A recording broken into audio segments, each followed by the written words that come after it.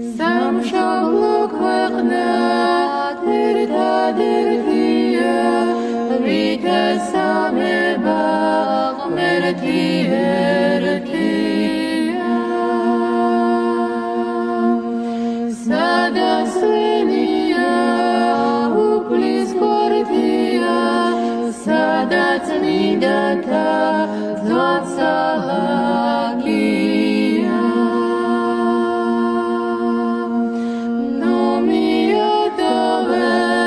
საქართველოსა არგან არის ღვთისმშობელია.